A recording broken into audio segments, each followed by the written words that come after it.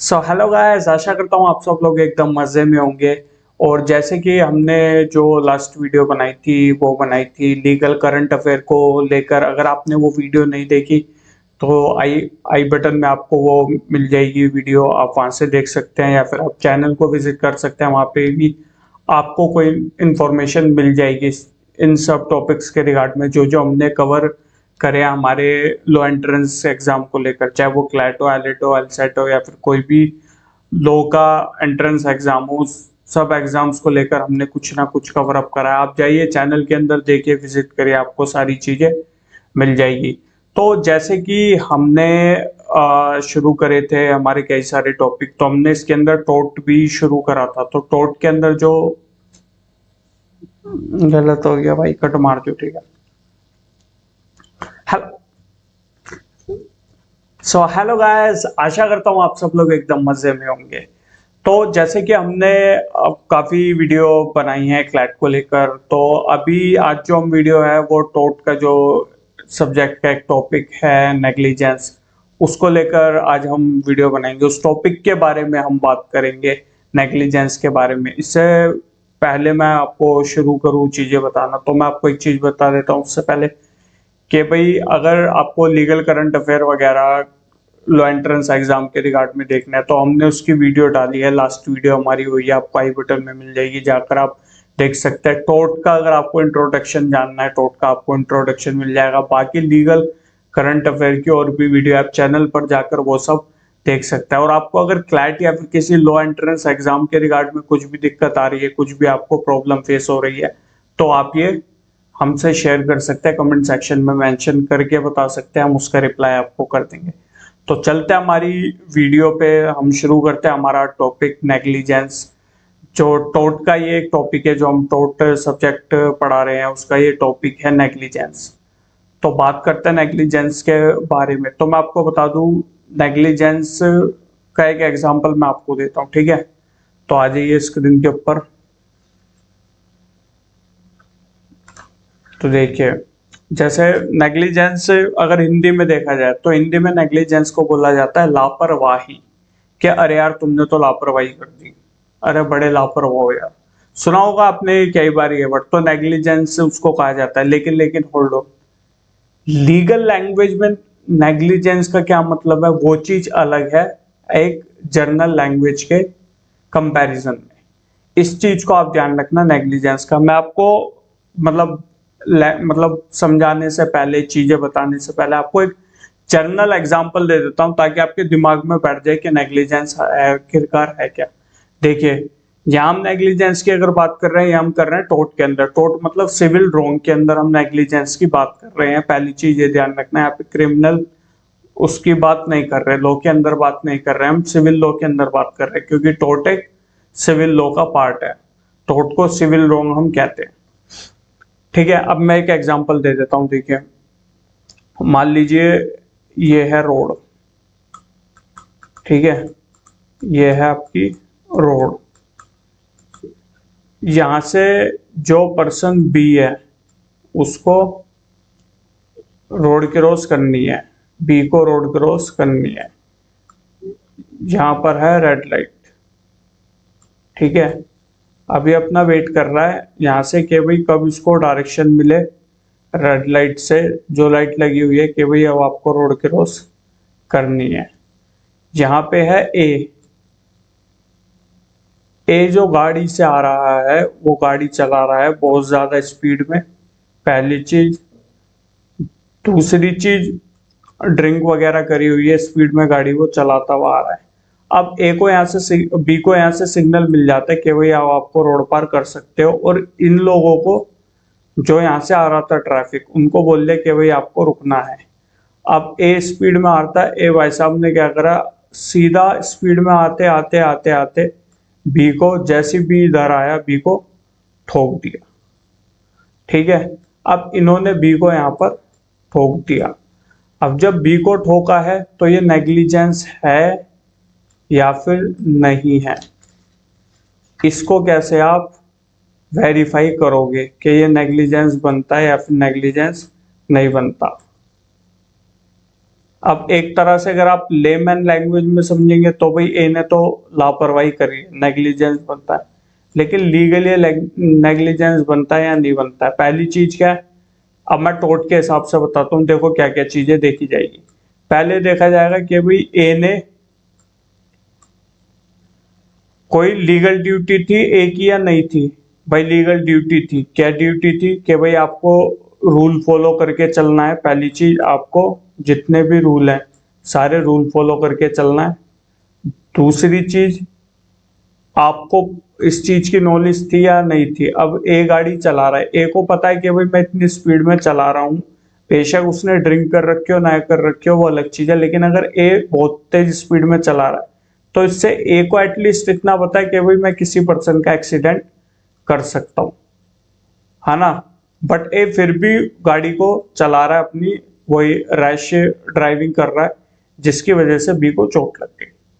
तो एक तो सबसे पहले देखा जाएगा कि भाई जो लीगल ड्यूटी है वो ब्रीच हुई है या नहीं हुई है। जाहिर सी बात है ए ने अपनी ड्यूटी जो बनती है वो ब्रीच कर दी। दूसरी चीज, ये जब ड्यूटी ब्रीच करी तो केयर वगैरह का ध्यान था, केयर स्किल वगैरह का ध्यान था या नहीं था? ठीक है, ड्यूटी ऑफ केयर जो थी वो करी या नहीं करी? ए ने बिल्कुल भी नहीं करी ड्यूटी ऑफ केयर।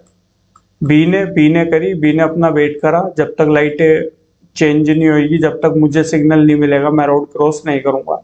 जब बी को सिग्नल मिल गया बी अपना चला गया, बट ए आ रहा था स्पीड में, ए ने उड़ा दिया बी को, तो एक ड्यूटी बी ने करी। और तीसरी चीज ये है कि भाई बी को इंजरी हुई या नहीं हुई ए के एक्ट से।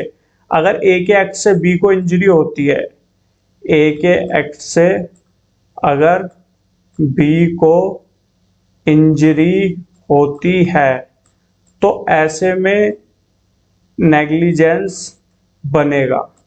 ठीक है, अगर बी को इंजरी नहीं होती, ठीक है, तो नेग्लिजेंस नहीं बनेगा। इस चीज का आप ध्यान रखना। समझ आ गया? होपफुली नेग्लिजेंस आपको समझ आ गया होगा इस एग्जांपल से, जो मैंने एग्जांपल दिया।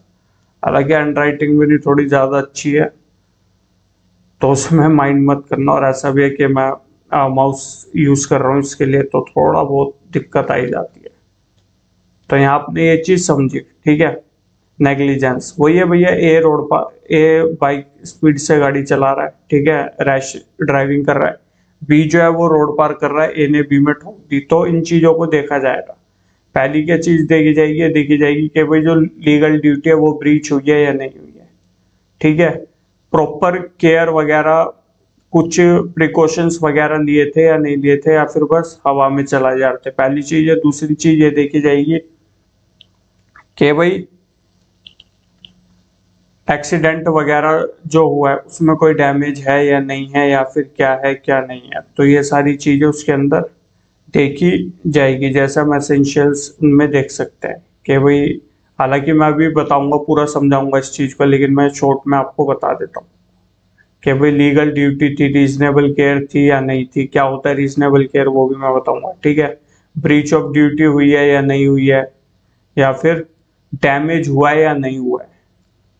तो अब आ जाओ, सबसे पहले इसकी जो एक डेफिनेशन है उसके अंदर, हालांकि कोई भी ये डेफिनेशन ऐसी नहीं है कि कोई एक्ट के अंदर दी गई है या पर्टिकुलर एक्ट के अंदर, ऐसी नहीं है। ये डिफरेंट डिफरेंट जो फिलोसफर्स होते हैं वो अपनी अपनी डेफिनेशंस देते हैं। तो एक उनमें से ये डेफिनेशन है, अगर आप पढ़ोगे, what is negligence? Negligence as a tort is a breach of legal duty. Negligence एक टोर्ट की तरह है, क्योंकि टोर्ट बोलते हैं हम सिविल रॉन्ग को, ठीक है। तो एक टोर्ट की तरह is a breach of legal duty, जिसमें लीगल ड्यूटी ब्रीच करी जाती है, ठीक है, to take care which result in damage. क्या होता है, ठीक है, लीगल ड्यूटी ब्रीच करी जाएगी, किस चीज की? टेक केयर की। मतलब वही जाहिर सी बात है, जब गाड़ी ठोक दी उस पर्सन ने तो उसने अपनी लीगल ड्यूटी ब्रीच कर दी, ठीक है ना, उसने केयर प्रिकॉशंस वगैरह कुछ भी नहीं लिए, जिसकी वजह से क्या हुआ, उस पर्सन को डैमेज हुआ, बी को डैमेज हो गया, ठीक है। अनडिसाइड by the defendant to the plaintiff, defendant द्वारा ना चाहते हुए भी ठीक है, किसमें ठोक दी गई, प्लेंटिफ में। ये जनरल वो है डेफिनेशन, अगर आपको किसी और उसकी समझ आती है ऑथर की तो आप उनकी भी लिख सकते हो, ऐसी कोई बात नहीं है। हालांकि तो उसमें क्लैट वगैरह में लिखने को नहीं आता, लेकिन आपकी अपनी अंडरस्टैंडिंग के लिए। अब आ जाओ एसेंशियल्स के ऊपर। देखिए सबसे पहली बात है, the defendant was under a legal duty to take reasonable care towards the plaintiff. इसके अंदर सिंपल सी बात यह है कि भाई हर एक की लीगल ड्यूटी है, आप है वो, ठीक है, आपकी लीगल ड्यूटी बनती है। आपकी कैसे लीगल ड्यूटी बनती है, मान लीजिए आप रोड पर बाइक चला रहे हो, या फिर आप कोई फैक्ट्री, आप कुछ चीज बना रहे हो, तो आपको उन चीजों का ध्यान इस तरह से रखना पड़ेगा कि भाई जब वो पर्सन यूज करेगा तो उसको कोई हार्म उस दौरान ना हो जाए। तो ये सारी चीजें कहीं आपकी लापरवाही की वजह से वो बंदा ना भुगत बैठे। तो बहुत सी ऐसी चीजें हैं जिनकी वजह से ये देखा जाएगा कि भाई उस पर्सन की लीगल ड्यूटी थी, उसने रीजनेबल केयर करी थी या नहीं करी थी, पहली चीज है। दूसरी चीज है, the defendant committed a breach of duty, he failed to exercise due care and skill. जाहिर सी बात है, लीगल ड्यूटी ब्रीच होगी, इसका सीधा सा मतलब यही है कि उसने जो केयर और स्किल उसको करनी चाहिए थी, ठीक है, उसने वो चीज करने में वो फेल हो गया, वो चीज नहीं कर पाया। तो जाहिर सी बात है लीगल ड्यूटी ब्रीच हुई है, लीगल ड्यूटी ब्रीच होगी तो इसका मतलब क्या है कि भाई वो केयर और स्किल नहीं कर पाया, ठीक है। सेकंड ये आ गया, थर्ड में आ जाओ, थर्ड में आ जाओ। अब जो ये एक्ट करा है, ठीक है, ये जो लीगल ड्यूटी ब्रीच हुई है, ठीक है, ड्यू केयर एंड स्किल ये जो फेल हुए हैं इन सब के एक्सरसाइज, इसके बाद क्या होना ज्यादा जरूरी है, इसके बाद होना डैमेज ज्यादा जरूरी है, ठीक है। प्लेंटिफ अगर डैमेज से सफर कर रहा तो ठीक है, अगर सफर नहीं कर रहा तो फिर नेग्लिजेंस के अंदर ये नहीं आएगा बिल्कुल भी, इस चीज को ध्यान रखना, ठीक है। नेग्लिजेंस के अंदर फिर ये नहीं आएगा। ये तीन एसेंशियल इंग्रेडिएंट्स है, इन तीनों का होना बहुत जरूरी है। अगर इन तीनों में से एक भी चीज नहीं रही हुई तो फिर ये नहीं माना जाएगा नेग्लिजेंस। समझ आ गया यहां तक? अब आ जाओ आगे। अब हम लेते हैं, हमने यहाँ क्या पढ़ा था, legal duty to take reasonable care. अब आ जाओ, फर्स्ट जो हमारा एसेंशियल है उसको हम समझने की कोशिश करते हैं, पढ़ते पढ़ते एग्जाम्पल के साथ भी हम उसको पढ़ेंगे, कुछ एग्जाम्पल्स भी लेंगे ताकि आपकी अंडरस्टैंडिंग और ज्यादा अच्छी हो जाए, आपका कॉन्सेप्ट और बढ़िया क्लियर हो जाए। तो इसके अंदर आता है, इसमें क्या था, a man can't be negligent if he ओज नो ड्यूटी। मैन कब नेग्लिजेंट नहीं कहा जाएगा, अगर उसके ऊपर कोई ड्यूटी नहीं बनती। अगर उसके ऊपर कोई ड्यूटी बनती है तब कह सकते हैं, लेकिन अगर कोई ड्यूटी बनती ही नहीं है तो नेग्लिजेंट उसको नहीं कहा जाएगा। There is no liability if there is no prerequisite duty. अगर उसकी कोई भी ड्यूटी नहीं बन रही, ठीक है, तो उसकी फिर कोई भी लाइबिलिटी नहीं होगी, ठीक है। This duty must be legal one, not medley moral और रिलीजियस ड्यूटी। ये जो इसकी ड्यूटी होगी ना, ये लीगल ड्यूटी होनी चाहिए। ऐसा नहीं कि आप मोरल के बेसिस पे ले लो या रिलीजियस ड्यूटी के बेसिस उस पे ले लो बेसिस पे, ऐसा नहीं है। सिंपल सी बात यही है भाई, या तो लीगल ड्यूटी होनी चाहिए, और ये आपको समझ में आ जाएगा क्योंकि यार अगर जब किसी पर्सन की किसी पर्सन को लेकर लीगल ड्यूटी होगी तभी तो वो चीज हो पाएगी। नहीं, अगर वो ड्यूटी को वो टेक केयर नहीं करता, उस ड्यूटी को वो ब्रीच कर देता है, तभी जाकर वो होगा, उसके अंदर नेग्लिजेंस बनेगा अगर वो ब्रीच करेगा। अगर मान लीजिए कोई लीगल ड्यूटी उसकी है ही तो फिर वो उसमें नहीं बन पाएगा। इस चीज का ध्यान रखना, पहली चीज है। दूसरी चीज है, duty depends of reasonable foreseeability of injury to the plaintiff. अब इसमें क्या है कि भाई ड्यूटी जो हमने जो ये ड्यूटी की बात करी है यहाँ पर, ये कह रहा है जो ड्यूटी है ना वो डिपेंड्स होगी कब, जब रीजनेबल फोर्सिबिलिटी होगी। Of injury. रीजनेबल फोर्सिबिलिटी मतलब यानी कि जब पर्सन को पहले से ही कुछ आइडिया होगा, पहले से अनुमान लग जाता है कि यार मेरे इस एक्ट से, मेरे इस वाले एक्ट से किसी पर्सन को हार्म हो सकता है। अगर ये बंदे को आइडिया लग जाता है तो वो रीजनेबल फोर्सिबिलिटी ऑफ इंजरी में आएगा। जैसे फॉर एग्जांपल मैंने ए बी का आपको एक वो दिया था, मैंने बोला था ए भाई तेज गाड़ी चला रहा है, बी यहाँ से रोड पार कर रहा है। अब जब ए तेज गाड़ी चला रहा है तो ए को इतना तो पता है, रीजनेबल फोर्सिबिलिटी है कि भाई मेरे तेज गाड़ी चलाने से कोई सी पर्सन को इंजरी हो सकती है, ठीक है, इंजरी हो सकती है किसी पर्सन को, ए को इस बारे में पता है अच्छी तरह से।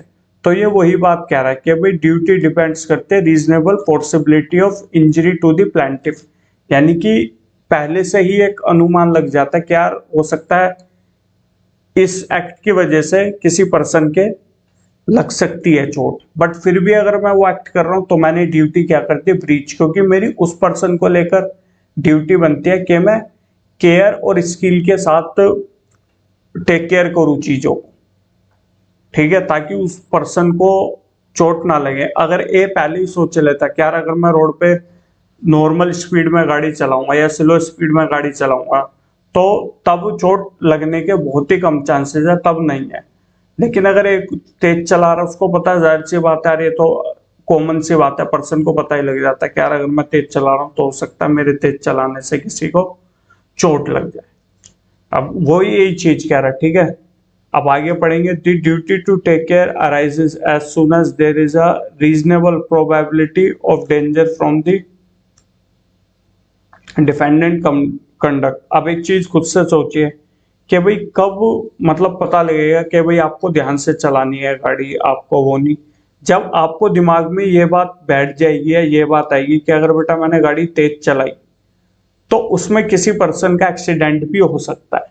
नॉर्मल में हो सकता है, मैं यहाँ पर पॉसिबिलिटी की बात नहीं कर रहा, यहाँ मैं प्रोबेबिलिटी की बात कर रहा हूँ, पॉसिबिलिटी की तो बात कर ही नहीं रहा। अगर पॉसिबिलिटी की बात करेंगे तो कोई भी काम आप करो उसमें पॉसिबिलिटी है कि भाई गलत भी हो सकता है, अच्छा भी हो सकता है। लेकिन प्रोबेबिलिटीज क्या होती है, प्रोबेबिलिटी मैं आपको बताता हूँ क्या होता है, ठीक है, ये आपने मैथ्स क्लास में भी पढ़ा होगा। प्रोबेबिलिटी होता है कि भाई चांसेस कितने ज्यादा हैं कितने कम हैं। मान लीजिए फॉर एग्जांपल आप सिक्का उछाल रहे हैं तो 2 बार आपने सिक्का उछाला तो भाई कितनी बार ऐड आ सकता है, कितनी बार टेल आ सकता है, क्या चांसेस है, कितनी प्रोबेबिलिटी है। तो प्रोबेबिलिटी ये भी हो सकती है कि भाई दोनों बार टेल आ जाए, या एक बार हेड आए या एक बार टेल आए, या फिर दोनों बार ही टेल आ जाए, कुछ भी प्रोबेबिलिटीज हो सकती है। तो वो यही है कि भाई जब पर्सन के दिमाग में आ जाती है ना कि भाई रीजनेबल प्रोबेबिलिटी है कि डेंजर, अब मैं कुछ हो सकता है किसी को मेरे इस एक्ट से, ठीक है, जैसी वो एज सुन एज अराइजेज होंगी, ठीक है, ड्यूटी, तो ये मान लिया जाएगा कि भाई नेग्लिजेंस के अंदर वो बंदा इस बारे में उसके दिमाग में ये बात आ गई, ठीक है, तो उसको उस टाइम पे अगर ध्यान से वो उसने चला लिया अपने आप को, उसने सोचा चलो गाड़ी अब मैं ध्यान से चला दूं, तो वो पर्सन ठीक है। अगर उसने फिर भी वो ध्यान में नहीं रख रहा बट उसको यार चलाओ देख ही जाएगी, तो जाहिर सी बात है आपको प्रोबेबिलिटी इसके बारे में पता ही है कि एक्सीडेंट हो सकता है, बट आप फिर भी उसको नहीं कर रहे कंट्रोल में गाड़ी को, फिर भी आप तेज स्पीड में चला रहे हैं। तो यहाँ आप जैसे उसका एक्सीडेंट होगा उसको चोट आएगी, आपने अपनी लीगल ड्यूटी ब्रीच कर दी। तो यही कह रहा है कि जो ड्यूटी है वो डिपेंड्स होती है रीजनेबल फोर्सिबिलिटी पर। रीजनेबल फोर्सिबिलिटी कब आएगी, ठीक है, वो भाई तभी आ सकती है जैसे ही पर्सन को रीजनेबल प्रोबेबिलिटी ऑफ डेंजर के बारे में आइडिया लग जाता है। वो जाहिर सी बात है, आप भी अगर रोड पे गाड़ी चलाओ या कुछ भी XYZ एग्जांपल ले लो, फॉर एग्जांपल आप अपना डॉग लेके जा रहे हो, ठीक है, आपने टाइट पकड़ रखा है, तो इसमें पॉसिबिलिटी है कि भाई किसी को वो काट ले, लेकिन प्रोबेबिलिटी बहुत कम है। क्यों? क्योंकि आपने उस डॉग को टाइट पकड़ रखा है, लेकिन आपने वहीं अपने डॉग को छोड़ दिया खुला, तो यहाँ पर प्रोबेबिलिटी हाई हो जाएगी कि वो किसी के काट सकता है, ठीक है, और अगर पहले ही काटा हो तो फिर और भी ज्यादा प्रोबेबिलिटी हाई हो जाएगी। तो इस चीज का आइडिया तो आपको खुद ही लग जाएगा। तो जिस टाइम आपके दिमाग में ये चीज आ गई तो उस टाइम आपकी ड्यूटी उस पर्सन मतलब बाकी जो और उस एरिया में उस जगह लोग हैं उनको लेकर आपकी ड्यूटी अराइज हो जाएगी। बट आपने खुला छोड़ दिया अपना डॉग, डॉग आपका भाग के गया, किसी पर्सन को काट लिया, तो यहाँ पर आपने ड्यूटी ब्रीच कर ली और ये क्या बन गया, नेग्लिजेंस। नेक्स्ट देखते हैं, to decide reasonable foreseeability of injury we go by the standard of reasonable man. A reasonable man is a man ordinary prudence of intelligence. जो हम यहाँ पे ऊपर हमने रीजनेबल उसकी बात करी थी ना, ये रीजनेबल केयर हो गया, रीजनेबल मैन हो गया। तो रीजनेबल मैन कहते हैं कि भाई एटलीस्ट इतना हो कि भाई एक रीजनेबल मैन का बनता है इसमें ड्यूटी को लेकर, जो ड्यूटी बनती है एक रीजनेबल मैन की बनती है। तो हालांकि रीजनेबल मैन कौन है, तो मैं आपको बता दूं, एक तो होता है नॉर्मल पर्सन, आम आदमी, ठीक है। थोड़ा सा इससे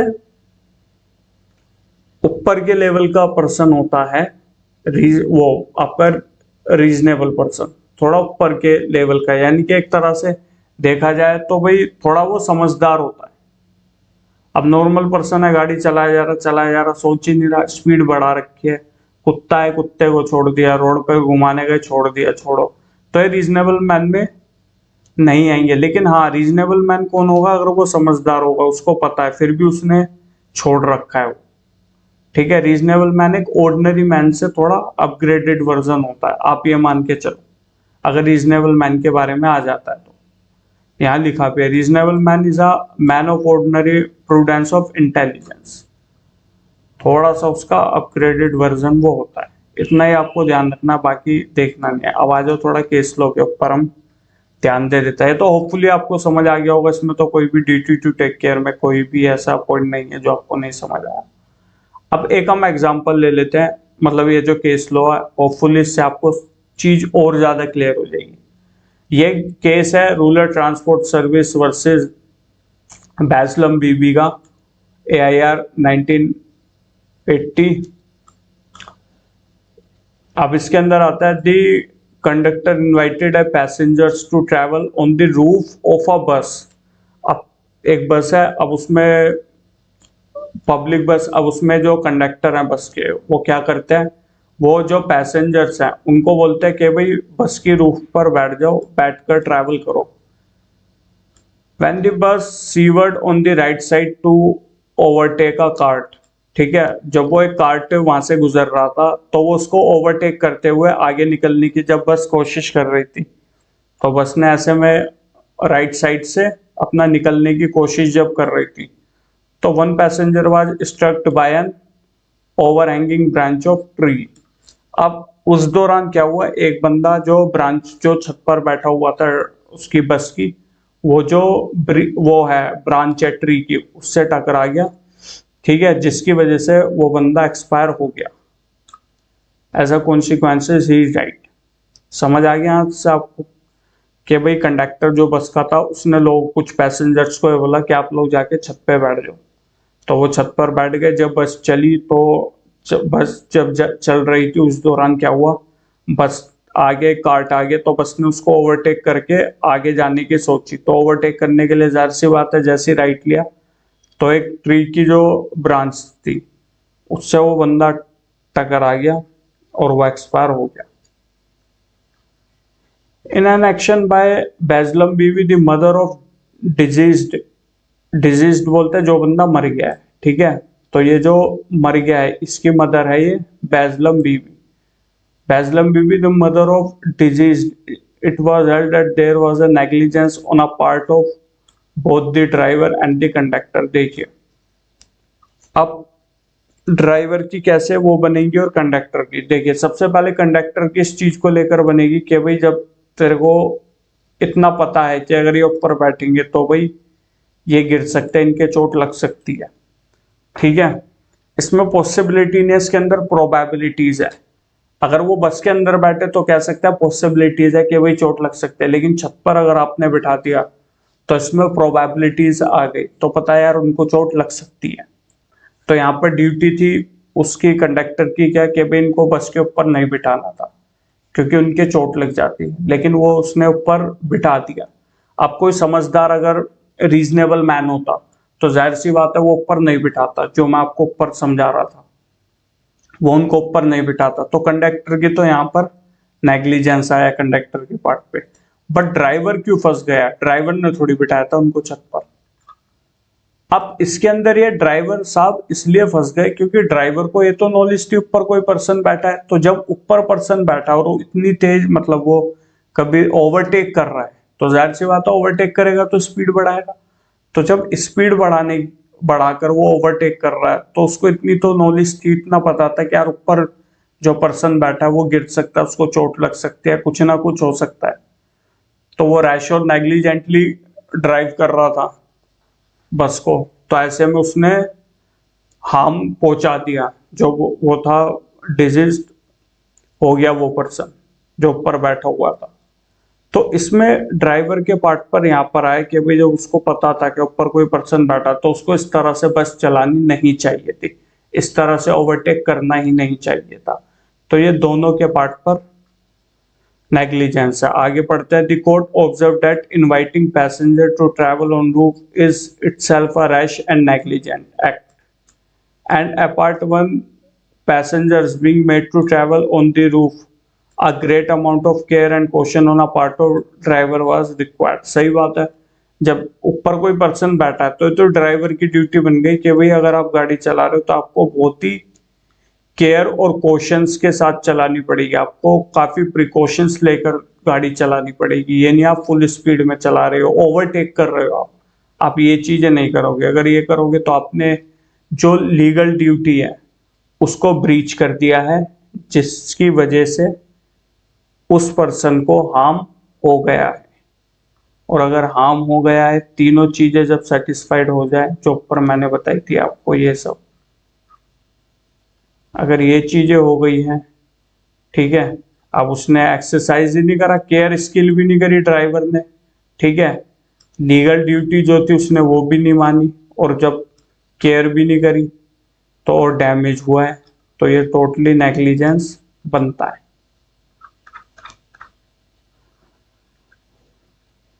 अब आ जाओ, यहां तक तो होपफुली आपको समझ ही आ गया होगा। अब आ जाओ, injury to plaintiff is not foreseeable then the defendant is not liable. अब ये डिफेंडेंट की लाइबिलिटी को लेकर बात कर रहा है। आइए इसमें एक केस लो उसको पढ़ते हैं, उसके साथ ही आपको समझ आ जाएगा।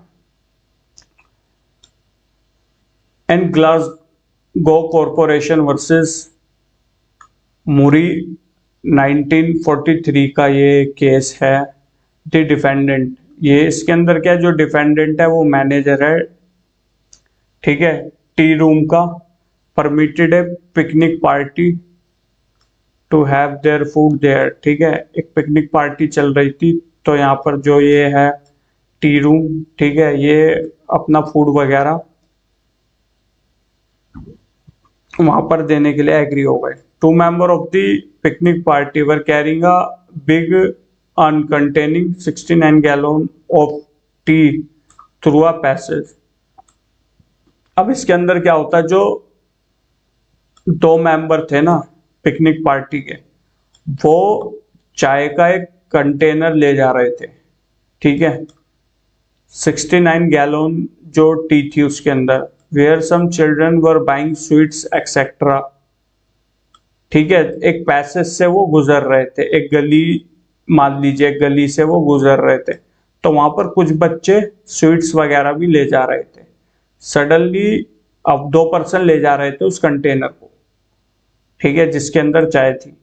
अब इसके अंदर क्या होता है, suddenly one loss the grip of Henle of the earn, एक पर्सन की, जो दो बंदों ने पकड़ के ले जा रहे थे तो उनमें से एक पर्सन के हाथ से ग्रिप हट गई, ठीक है, यानी कि हैंडल छूट गया उस जो भी वो कंटेनर ले जा रहे थे उसका। And 6 children including the plaintiff Muri were injured. अब क्या हुआ, जब जाहिर सी बात है वो दो बंदे ले जा रहे थे पकड़ के, अब एक के हाथ से वो छूट गया तो जाहिर सी बात है चाय वो गिरेगी। अब जब वो चाय गिरी तो उसके अंदर बच्चे इंजर्ड हो गए, 6 बच्चे, जिसमें एक हमारे प्लेंटिफ भी थे, अब it was held that the manager could not anticipate that such an event would happen as a consequences of the being carried through the passes, and therefore she had no duty to take precautions against the occurrence of such event. अब देखिए इसके अंदर क्या है। अब वो ले जा रहे थे सही से, ठीक है, तो कोई ऐसे नेग्लिजेंसली काम तो वो कर नहीं रहे थे कहीं भी, मतलब ऐसे नहीं कि भाई कोई वो प्रॉपर अपना आराम से वो लेकर जा रहे थे जो टी है, ठीक है। उन्होंने ऐसा सोचा भी नहीं था कि भाई टी बच्चों के ऊपर गिर पड़ेगी, और ऐसा भी नहीं था कि भाई बच्चे एकदम से वहां पर आ गए या कुछ हो गया। तो इसके अंदर जो कोर्ट ने यही सिंपल यही कहा कि भाई उनकी कोई भी ड्यूटी नहीं बनती, ठीक है, इस ऑफेंस को लेकर, ठीक है। Neither manager nor corporation could be held liable. अब वही वाली बात, the duties to guard against probabilities rather than possibilities. अब वही प्रोबेबिलिटी और पॉसिबिलिटी वाली बात यहाँ पर इस केस के अंदर हुई है। इस केस के अंदर यह है कि भाई अब आपके मन में भी ये थोड़ा आ गया होगा भ्रम कि भाई जो डिफेंडेंट की लायबिलिटी क्यों नहीं बनी। वो इसलिए नहीं बनी क्योंकि वो लोग अपना आराम से टी का जो वो है वो लेकर जा रहे थे, जिसके अंदर टी ले जा रहे थे, कंटेनर जो भी था वो, उसको वो आराम से ले जा रहे थे। तो कोई भी वो नहीं लग रही थी कि भाई प्रोबेबिलिटीज के भाई हार्म हो सकता है। पॉसिबिलिटी तो थी, पॉसिबिलिटी तो हर चीज में होती है। अगर आप घर से भी एक मतलब ग्लास में कोई गर्म चीज ले जा रहे हो पीने की, तो पॉसिबिलिटी है गिर सकता है, नहीं गिर सकता। लेकिन अगर आपने सही से पकड़ रखा है उसको, आप आराम से जा रहे हो, तो प्रोबेबिलिटीज बहुत ही ज्यादा कम हो जाती है कि वो गिर जाए या किसी को हार्म कर जाए। तो ऐसे ही ये कर रहे थे, ये आराम से ले जा रहे थे, पूरे प्रिकॉशंस वगैरह इन्होंने जो भी होगा पकड़ने वकड़ने का वो सब कर रखा था। तो जब ये सब इन्होंने कर रखा था तो इनके रिगार्ड में कोई भी ऐसी ड्यूटी नहीं बनी जो कोर्ट ने बोला, ठीक है। No duty to take precautions against the occurrence of such an event. और यहाँ पर प्रोबेबिलिटीज की बात होती है, ना कि पॉसिबिलिटीज की। होपफुली ये चीज आपको समझ आ गई होगी। अब आ जाइए कुछ एग्जांपल्स इसके अंदर हैं ड्यूटी इन डिफरेंट सिचुएशन, क्योंकि जो हमारा फर्स्ट वाला था वो ड्यूटी, ब्रीच ऑफ ड्यूटी के बारे में बात करता है। तो भाई हमारी क्या ड्यूटी बनती है, क्या नहीं बनती। तो इसके अंदर मैंने दो टॉपिक लिए हैं, एक लीगल प्रोफेशन का और एक मेडिकल प्रोफेशन का। तो इसके अंदर पढ़ते हैं हम, उससे ही नेग्लिजेंस से रिलेट करके पढ़ेंगे फटाफट से। In India section 5 of legal practitioner fees act 1926 provided that no legal practitioner who had acted or agreed to act shall by reason only of being a legal practice be attempt for liability to be loss or injury due to any act। देखिए इसके अंदर simple ये कह रहा है कि भाई एक एक्ट सेक्शन 5 जो है ना लीगल प्रैक्टिशनर एक्ट का, वो ये कहता है कि भाई कोई भी अगर लीगल प्रैक्टिशनर है, ठीक है, वो इस ग्राउंड पर नहीं बचाएगा, मतलब इस ग्राउंड पर उसका नेग्लिजेंस मानने से नहीं मना कर दिया जाएगा कि भाई वो लीगल प्रैक्टिशनर है, ठीक है। अगर लीगल प्रैक्टिशनर ने कोई भी, ठीक है, लॉस करा है या इंजरी करी है और उसमें उसका नेग्लिजेंस जनरल तौर पर दिखता है, उसके प्रोफेशनल ड्यूटीज को करने में कहीं ना कहीं उसने कुछ ना कुछ लॉस करा या इंजरी करा और उसमें उसकी लापरवाही अच्छी तरह से दिख रही है, तो ये नेग्लिजेंस माना जाएगा। लीगल प्रोफेशन है या लीगल प्रैक्टिशनर है, ये कह के उसको छोड़ा नहीं जाएगा, उसको नेग्लिजेंस के अंदर लेकर आएंगे। इसमें केस को हम रीड आउट कर लेते हैं तो उससे आपको समझ आ जाएगा। ये Manjeet Kaur versus Deol bus service का केस है 1989 का। इसके अंदर पहले फैक्ट की बात कर लेते हैं। जो मंजीत कौर है उनके हस्बैंड जो है उनका एक्सीडेंट हो गया था जिसकी वजह से वो एक्सपायर हो गए थे, ठीक है। तो उन्होंने अपील फाइल करी थी अपने वकील साहब के द्वारा, ठीक है, जिसमें वो कंपनसेशन क्लेम कर रहे थे। तो जो केस जब उन्होंने फाइल करा तो केस जो है 2 दिन तक डेली लिस्ट होता था, ठीक है, remained on the daily list for 2 weeks, then it was dismissed in default because counsel failed to appear on behalf of the client. अब इसके अंदर क्या हो रहा था, काउंसिल जो थे, जो वकील साहब थे, वो कोर्ट के अंदर जा ही नहीं रहे थे, ठीक है, कोर्ट के अंदर वो नहीं जा रहे थे, जिसकी वजह से केस जो है वो डिसमिस कर दिया गया ऑनरेबल कोर्ट द्वारा। अब इसके बाद application for rehearing of the appeal also become time barred because the council did not communicate with the party anything about the appeal for year.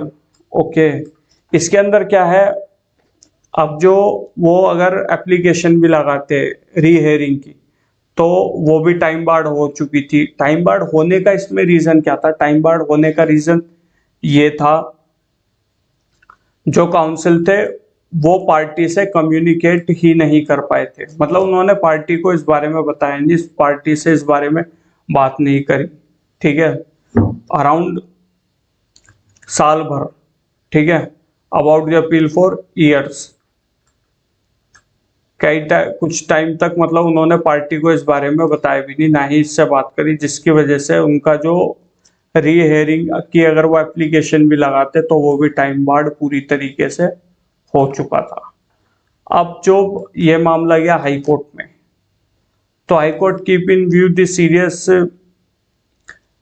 ailment of the council and unconditional apology tendered by him, warned him to be careful and directed him to return fees received by him and so directed। अब देखिए इसके अंदर क्या हुआ, जाहिर सी बात है, साफ साफ दिख रहा है नेग्लिजेंस है वकील साहब के द्वारा। क्यों, एक तो वो केस में अपेयर नहीं हुए, जिसकी वजह से केस हो गया डिसमिस, और उन्होंने पार्टी को इस बारे में पार्टी से बात ही नहीं करी कि भाई रीहियरिंग की जो एप्लीकेशन है उसका टाइम बार्ड होने वाला है, इसके रिगार्ड में कोई भी इंफॉर्मेशन नहीं दी कि भाई आप अपील लगा लो, आप अपील लगा सकते हो, इस चीज के बारे में कोई भी बात उन्होंने नहीं बताई, जो सीधा सीधा तरीके से वो दिख रहा है। अगर इसको एग्जाम्पल के तौर पे देखेंगे तो तीनों इसमें एसेंशियल्स फिट बैठते हैं। पहली चीज क्या है, ए मान लीजिए वकील साहब है और बी मान लीजिए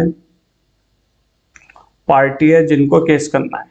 अब इसके अंदर ए जो वकील साहब थे उनकी ड्यूटी बनती है लीगल के, भाई जब पार्टी ने पैसा पे कर दिया, ठीक है, तो आपको उनका केस लड़ना था, बट उन्होंने केस नहीं लड़ा, वो कोर्ट में भी अपेयर नहीं हुए, तो उन्होंने जो लीगल ड्यूटी थी वो ब्रीच कर दी, बिल्कुल ब्रीच करिए। उन्होंने भी नहीं बताया कि आपकी जो रीहियरिंग की अगर आप एप्लीकेशन डालना चाहो तो आप डाल सकते हो, उसका भी टाइम पीरियड पार हो चुका था, तो ये नेग्लिजेंस बनता है, ठीक है। अब इससे पार्टी को हार्म हुआ है या नहीं हुआ है, जाहिर हुआ है, क्योंकि अब तो पार्टी का केस ही नहीं चल रहा, केस ही बंद हो गया, डिसमिस हो गए, खत्म हो गए सब। एक जो अपील का भी राइट था वो भी, अगर रीहियरिंग की जो एप्लीकेशन लगा सकते थे वो भी खत्म हो गई, तो पार्टी को सफर हुआ है, ठीक है। अब जब पार्टी को भी सफर हुआ है, इन्होंने लीगल ड्यूटी भी ब्रीच करी है, ठीक है, और ये अपनी ड्यूटी को फुलफिल करने में फेल रहे, ठीक है, केयर वगैरह इन्होंने कुछ उसमें ध्यान ही नहीं दिया, तो जाहिर सी बात है यहाँ पर ये क्लियरली मेंशन होता है कि भाई नेग्लिजेंस किया गया है। आप तीनों अगर इस केस के अंदर लगाएंगे ऊपर के तीनों एसेंशियल इंग्रेडिएंट्स, आपको क्लियरली वो चीज दिख जाएगी। तो इसके अंदर कोर्ट ने फिर इसको सीरियस मानते हुए उनसे ये बोला कि आपको अनकंडीशनली अपॉलॉजी मांगी गई, और उनको फिर ये भी वार्न कर दिया गया कि फ्यूचर में ऐसी कोई भी चीज ना करे, अगर करेंगे तो उनके खिलाफ में स्ट्रिक्ट एक्शन होगा। और उनको ये बोला गया कि जो भी फीस उन्होंने रिसीव्ड करी है पार्टी से उनको वो पूरी वापसी देनी पड़ेगी, और ये भी कहा गया कि भाई उसको 1000 रुपये आपको देने पड़ेंगे। 1000 रुपये कम मत समझना, क्योंकि ये केस है 1989 का, उस टाइम पे 1000 रुपये की बहुत वैल्यू हुआ करती थी, आज के टाइम से कंपैरिजन मत करना कि बस 1000 रुपये दिए,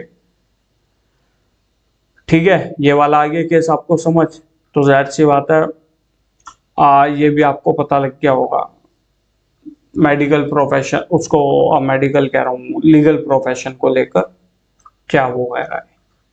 क्योंकि ये सब चीजें डालने का पता है क्या मतलब है, ये सब चीजें डालने का मेन मतलब ये आपको कॉन्सेप्ट क्लियर होगा, आपका दिमाग जितना खुलना चाहिए उतना खुल जाएगा इन सब चीजों, क्योंकि जब तक आपके सामने प्रॉब्लम्स नहीं आएंगी क्वेश्चन के उसमें, तब तक के स्लो के उसमें, तब तक आपका दिमाग नहीं खुलेगा। अब आ जाइए मेडिकल प्रोफेशन के ऊपर। मेडिकल प्रोफेशन में भी है, ठीक है, इसमें एक बार पढ़ते हैं। A person who holds himself out ready to give medical advice and treatment implied undertake that he is possess the skill and knowledge for the purpose। इसके अंदर वही सिंपल सी ये बात कह रहा है, अगर कोई पर्सन है, ठीक है, अगर वो किसी को मेडिकल एडवाइस या फिर ट्रीटमेंट दे रहा है तो उसको मतलब वो पर्सन स्किल्ड होना चाहिए और उसको ये पता होना चाहिए कि भाई जो नॉलेज है, मतलब उसको उस चीज के लिए नॉलेज है या नहीं है, मतलब होनी चाहिए उसको नॉलेज, ठीक है, और वो स्किल होना चाहिए। अगर यह तो एडवाइस और ट्रीटमेंट दे रहा है तो बढ़िया है। मान लीजिए झोला छाप डॉक्टर होते हैं, उनको नॉलेज वगैरह भी कुछ खासी नहीं होती, स्किल नहीं होती, यहाँ तक कि उन पे लाइसेंस भी नहीं होता, तो ऐसे में उनके द्वारा अगर कोई काम किया जाएगा तो वो पूरी तरीके से नेग्लिजेंस के अंदर आएगा। लेकिन इसके अंदर अब डॉक्टर पे सब कुछ है, नेग्लिजेंस कब हो सकता है कब नहीं हो सकता वही है, अगर केयर उन्होंने उस टाइम पे नहीं करी, ठीक है। अगर वो किसी को कोई एडवाइस दे रहे हैं, ठीक है, वो एडवाइस उनको अच्छी देनी चाहिए, उस जो उनके स्किल और नॉलेज है उसके बिहाफ पर देनी चाहिए। Such a person when consulted by a patient owes him certain, ये वही सारी बातें जो मैंने आपको बता दी है, ठीक है। अब इसके अंदर बता रहा है कि भाई क्या क्या हो सकता है। A duty of care deciding whether to undertake the case, ठीक है, जब वो केस के साथ डील करेंगे, केस को लेंगे, ठीक है, तो उनका ये ड्यूटी बनती है कि वो केयर करे, उनको ये मतलब ये सोचे कि भाई केस को कब लेना है कब नहीं लेना, क्या इसमें करना है क्या नहीं करना है, ठीक है। अब सेकंड ड्यूटी ये लीगल प्रोफेशन, इसके मेडिकल प्रोफेशन के अंदर बता रहा है, इसलिए कंफ्यूज होने की जरूरत नहीं है, दिमाग में बांट लेना थोड़ा कि मेडिकल प्रोफेशन क्या कह रहा है, मेडिकल प्रोफेशन में क्या ड्यूटी बनती है। Duty of caring in deciding whether to undertake the case, कब केस के साथ डील करा जाए कब नहीं करा जाए, किस लेवल पे करा जाए, क्या हो। Duty of care in deciding what treatment to give, ये ड्यूटी के ये देखा जाए कि भाई ट्रीटमेंट उसको कब दिया जाना चाहिए कब नहीं दिया जाना चाहिए और क्या ट्रीटमेंट दिया जाना चाहिए, what treatment to give. A duty of care in administration of treatment, अगर जब आप ट्रीटमेंट कर रहे हैं तो उस टाइम पे आपकी जो ड्यूटी ऑफ केयर है, ठीक है, उसको आपको ध्यान में रखना पड़ेगा। Duty of care in administration of treatment, ये तो आ गया, 3 पॉइंट हो गए। अब इसके अंदर आ जाते हैं, अगली चीज देख लेते हैं। A breach of any of this duty give a right to action for negligence to the patient. जाहिर सी बात है ये सब ड्यूटी का अगर कोई भी ब्रीच होगा तो मान लीजिए आपने जो उसको बता रहे थे चीजें वो आपने गलत बता दी, ठीक है, या फिर आपने जो ट्रीटमेंट उसको देना था उसको बताना था कि भाई आपको ये ट्रीटमेंट लेना है, आपका इलाज इस ट्रीटमेंट के हिसाब से चलेगा, वो आपने सही नहीं बताया, ठीक है, या फिर आपने जो उसका ट्रीटमेंट शुरू करा है, ठीक है, वहां पर आपने केयर वगैरह कुछ का ध्यान नहीं रखा, स्किल भी आपने कोई वो नहीं करा, ना ही केयर वगैरह करी, तब भी हो जाएगा। तो ये उसके अंदर ये कह रहा है कि अगर कोई भी आपने ड्यूटी ब्रीच करी तो ये पेशेंट के हाथ में राइट चला जाएगा कि वो आपके खिलाफ एक्शन ले सकता है नेग्लिजेंस का। A medical man is expected to perform the standard and degree of care like a reasonable and prudent doctor of his time। ये वही कह रहा है, जो मेडिकल मैन है उससे ये एक्सपेक्टेशन करी जाती है, यानी कि डॉक्टर से एक्सपेक्टेशन करी जाती है कि वो अपनी जो ड्यूटी है वो परफॉर्म करेंगे और उनका एक स्टैंडर्ड एक अच्छे लेवल पर वो करेंगे, ठीक है। Degree of care like reasonable and जिस तरह से डॉक्टर वगैरह होते हैं। अब इसके अंदर केस है, केस के साथ डील कर लेते हैं। ये केस है, ठीक है, ये 1996 का केस है, Hari Bhau Khodwa versus state of Maharashtra, AI 1996 का केस है ये, ठीक है। इसमें क्या होता है मैं आपको सिंपल बताता हूँ। देखिए इसके अंदर क्या होता है, जब वो ऑपरेट करा जाता है, बंदे का ऑपरेशन वगैरह चल रहा होता है, ठीक है, तो कुछ ना कुछ मतलब कुछ चीज उसके बॉडी पार्ट में पर्सन के रह जाती है। ऐसा जनरली आपने कई बार भी सुना होगा कि भाई ऑपरेशन कर रहे हैं, उसके पेट में कैंची रह गई या फिर उसके पेट में कुछ और रह गया। तो ऐसे में कुछ रह गया था उस पर्सन के बॉडी में ऑपरेशन के टाइम पे। तो इसके बाद क्या होता है, कोर्ट के पास जब ये मैटर गया तो कोर्ट ने बोला हाँ भाई ये नेग्लिजेंस है डॉक्टर के भी आप पे पूरा पूरा, कि उन्होंने इतनी बड़ी गलती कर दी, ठीक है। और इसके ऊपर फिर उन्होंने एक प्रिंसिपल भी अप्लाई करा जिसको रेस इप्सा लोकेटर बोला जाता है। ये हम बाद में बात करेंगे इसके बारे में, ठीक है। और इसको बोला कि विकेरियसली लाइबल है, क्योंकि वो गवर्नमेंट हॉस्पिटल था तो गवर्नमेंट भी इसमें विकेरियसली लाइबल बनती है। अब विकेरियसली लाइबल क्या है या फिर ये जो डॉक्ट्राइन है ये क्या है, ये मैं आपको बताऊंगा नेक्स्ट जब हमारा लेक्चर होगा उसके अंदर। तो यही है इसके अंदर अभी तक। बाकी जो छूटा हुआ है इसको नेग्लिजेंस को लेकर वो हम कवर करेंगे हमारी नेक्स्ट वीडियो के अंदर। तो इसको देखिए, अगर कुछ आपको समझ नहीं आता है, यहाँ कहीं पर आपको कुछ दिक्कत फेस होती है समझने में या कोई पॉइंट आपको क्लियर नहीं हुआ है तो कमेंट सेक्शन में हमको मेंशन करके बताइए। होपफुली हम आपकी जो वो प्रॉब्लम है उसको सॉल्व कर देंगे।